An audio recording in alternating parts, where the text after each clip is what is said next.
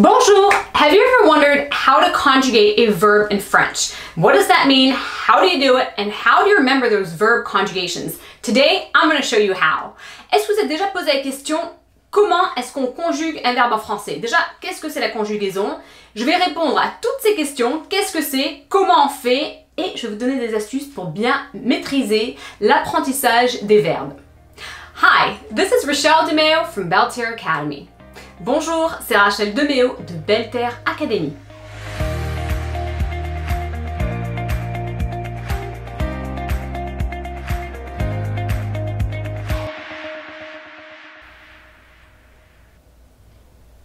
So my 8-year-old son, who's currently learning this in 3rd grade, which is CE2, wanted to do this video. But however, he's in school right now, and so I promise he'll do another video and explain it in his terms, which he explains pretty well. Donc mon fils qui a 8 ans, il voulait absolument lui faire la vidéo, mais là il est à l'école, mais peut-être qu'il pourra faire une autre vidéo parce qu'il bon, il sait bien expliquer les choses. Okay, so first of all, what is a verb? A verb is something in action, something that someone or something does, technically. Donc, qu'est-ce que c'est un verbe? C'est une action, quelque chose que fait quelqu'un ou potentiellement quelque chose. So now you know that, how do you, why do you, what? Conjugation, what is it? Let me explain. Donc maintenant que vous savez ça, c'est quoi conjugaison de verbe? Je vais vous expliquer. Donc, a verb needs to be what we call conjugated depending on the person doing that action. Un verbe doit être conjugué dépendant de la personne qui accomplit cette action. So the verb is conjugated, which means that it's going to change the ending depending on two things, depending on the person and the tense or mode. Donc, le verbe se conjugue, il va donc changer de terminaison et c'est donc dépendant de deux choses. La personne qui donc fait cette action et le temps ou bien le mode. So, now let me give you a few tips on how to do it. Maintenant, je vais te donner quelques astuces comment le faire. First of all, you want to look, if you have your verb, whatever verb it is, that's your action, okay? Now you need to look at what tense or mode is it going to be needed to be in. Donc, vous avez votre verbe, votre action. Maintenant, vous allez voir, vous allez regarder un petit peu dans quel temps ou mode est-ce que je dois donc conjuguer ce verbe. So a tense could be the past, the present and the future. Donc le temps pourrait être le passé, le présent, le futur. A mode is more the attitude, so to speak. Like for instance, conditional is a mode, which is like a would, should, could. See what I mean? You can have conditional past, conditional present, etc. Donc le mode en plus, moi j'aime dire que le mode c'est plutôt l'attitude entre guillemets, dans le sens qu'en fait le mode, par exemple au conditionnel, on peut avoir conditionnel présent ou futur pour dire il ferait, je pourrais, etc., etc. Mais on peut l'avoir donc le conditionnel présent et le conditionnel passé, etc. So that's the first thing, is you want to look at what mode or what tense does this verb need to be in. Donc premièrement, on regarde bien le temps, le mode. Second of all, you probably guessed it, is you want to know which person is doing that action. Donc deuxièmement, vous l'avez certainement deviné, vous devez savoir qui est en train d'accomplir, de faire cette action. So, you need to ask the question qui. Who. Donc il faut poser la question qui. Asking the question qui is going to help you find the subject, which is that person or thing or whatever that's doing the action. Donc en posant la question qui, on retrouve le sujet, cette personne ou chose ou quoi, qui fait l'action. So in a sentence, if I say le lapin mange des carottes, for example, qui mange des carottes? Le lapin. So now I know it's le lapin. I know that that is the subject. Donc en utilisant la phrase « le lapin mange des carottes », je peux poser la question « qui mange des carottes ?» Je reviens donc au sujet, le lapin, et maintenant je sais qui va faire cette action, ok, ou qui fait cette action.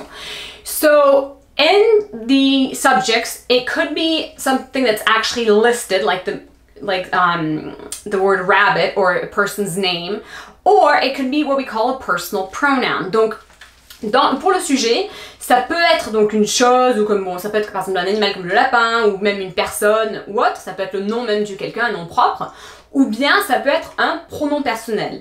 A personal pronoun is when you're using like the I, you, he, she, we, they, etc. Those are all personal pronouns. They're just replacing, if I'm saying you, I'm just replacing your name with that you, with that personal pronoun. Get it? Donc un pronom personnel, tout simplement, donc le je, tu, il, elle, nous, vous, il, elle, et bien en fait, du coup, ça va remplacer quelque chose, le nom de quelqu'un d'autre ou la chose ou quoi. Par exemple, au lieu de dire toi, dire tu, voilà, au lieu de, pardon, je reprends. Au lieu de dire ton prénom, par exemple, je peux le remplacer en disant tu. Voilà. So now you know those, the personal pronouns, they kind of come in je, tu, il, elle, okay? So what we call the first, or we call the first person, second person, third person, okay? Donc on a les pronoms personnels je, tu, il, elle, donc première personne, deuxième personne, troisième personne. And those are for the singular. Singular meaning more than, singular meaning one, just one, okay? Then we have the same for plural with the first, second, third person. Donc on a pareil au pluriel avec la première, deuxième et troisième personne. Nous, vous et il, elle. So nous, vous, il, elle. Il, elle is separated. The they actually is either male or female for they. So that's a little different than in English. But same thing, you have the plural form. So the plural is more than one. Donc pareil, on a il, elle, on a ses pronoms personnels, mais on a la forme au pluriel. Pluriel donc veut dire plusieurs. Plus que un, tout simplement. So now you have the tense or the mode lined up. Now you have the subject lined up. I'm going to give you the key. Donc maintenant que vous avez le sujet, pardon, vous avez le temps, le mode, vous avez le sujet, maintenant je vais vous donner la clé. So now you have to take out the verb ending in most cases, or just learn what we call the root of the verb. Donc ce qu'il faut faire maintenant, c'est enlever la terminaison du verbe, ou dans certains cas, la garder, mais en fait c'est pour avoir le radical. So what that means is that, for instance, for present tense, you're going to have to remove the ER, for instance, for ER verb ending, and put the actual right conjugation, the ending, for each person. You see what I mean? Donc en fait, ce qu'il faut faire, c'est que, par exemple, pour le présent, on va dire un verbe en ER, on enlève le ER, et ensuite on va mettre la bonne terminaison pour chaque personne, pronom personnel, d'accord? In other cases, for instance, like the future, you don't take out the ER because that's actually part of the root.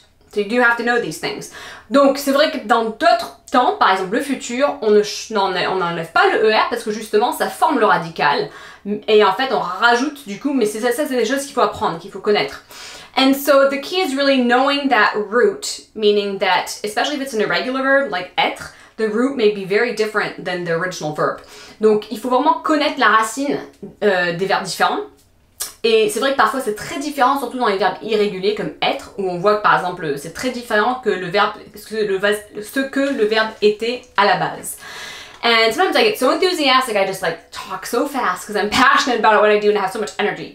Parfois je parle très rapidement parce que j'ai tellement de passion avec ce que je fais, j'adore ce que je fais et aussi j'ai beaucoup d'énergie. So I apologize if that's a lot. Donc je m'excuse si ça fait un peu trop, mais bon. So now you have your verb root, all you're doing is, and you know the tense, you know the subject obviously, you're just plugging in that ending to the right person. Donc maintenant vous connaissez la racine, vous allez tout simplement rajouter la terminaison à ce donc radical, on va dire, et selon la personne. So hopefully the examples I'm providing are helpful. Now the key to memorizing how to conjugate verbs. Donc maintenant, comment mémoriser la conjugaison de verbes? You know, it really comes down to practice and repeat. Okay, donc vraiment, il faut pratiquer et répéter. One of my Algerian friends told me that it actually takes 7 times of repetition over and over and over to forget it and remember it again. Donc, un ami algérien m'a dit, il faut apprendre quelque chose, plus ou moins, le répéter 7 fois pour l'oublier et ensuite s'en rappeler. So, practice, repeat, there are ways that you can do that. Donc, il faut pratiquer, répéter, il y a des façons de le faire.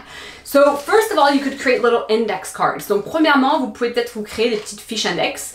So, I did that. I was trying to memorize in Italian the conditional mode, present tense. and the conditional was just not coming very easy for me. So all I did was I had my book for Italian and I just created different index cards with different verbs so I can memorize the conditional.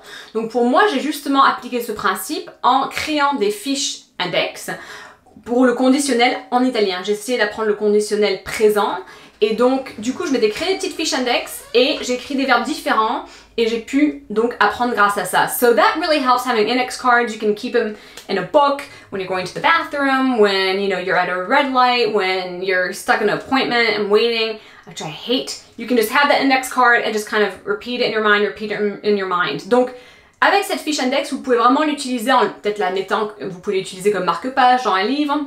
Vous pouvez aussi le lire quand vous êtes aux toilettes.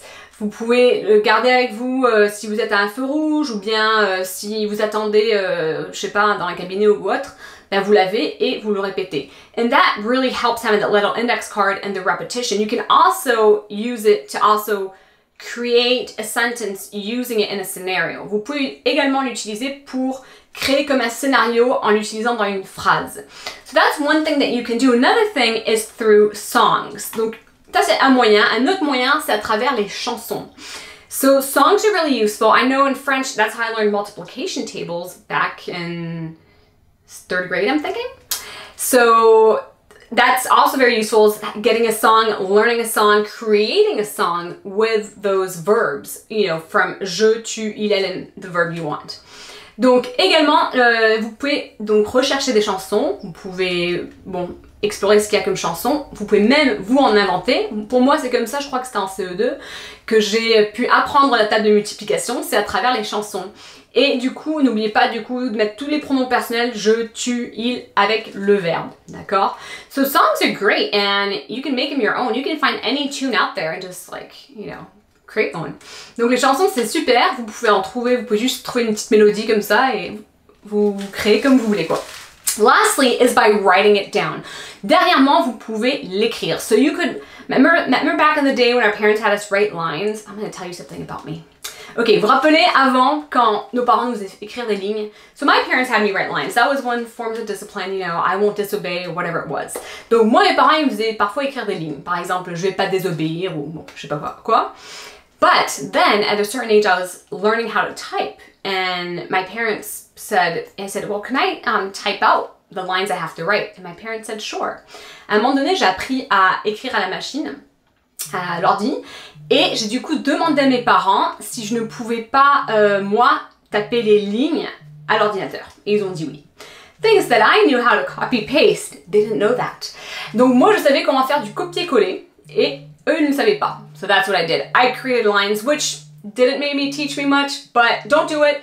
But that's something that I did back in the day. Donc, peut-être que ça m'a pas trop appris grand-chose, mais ne le faites pas, ne le faites pas. Je vous le déconseille même. Mais bon, je pense pas que j'ai retenu la leçon d'ailleurs. Ok. Anyway, what you want to do is you want to be able to write.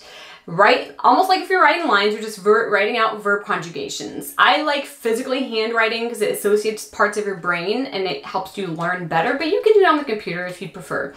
Donc moi, je vous encourage vraiment à l'écrire. C'est vraiment, en fait, ça connecte des parties du cerveau en écrivant, et vraiment écrire à la main, c'est vraiment essentiel. C'est même mieux que de taper à la machine. Mais bon, si vous voulez vraiment utiliser l'ordinateur, allez-y. So here you have it. You have everything about verb conjugation, how to do it. I'm giving you some examples. Look at the examples as well in the description. And now you know how you can learn these verb conjugations. Donc maintenant, vous savez comment vous pouvez conjuguer des verbes. Vous savez ce que c'est un verbe. Vous savez tout ce qu'il s'agit de conjugaison de verbes et comment le retenir. Et comment aussi mémoriser les verbes. I'm going to give you a last little tip. If you're stuck and you're like, oh, I don't know this tense, and you're just trying to have a conversation with someone, don't sweat it. Use little words like hier, demain, yesterday, tomorrow, aujourd'hui, today, that are going to help guide you so that people know what tense you're trying to speak in.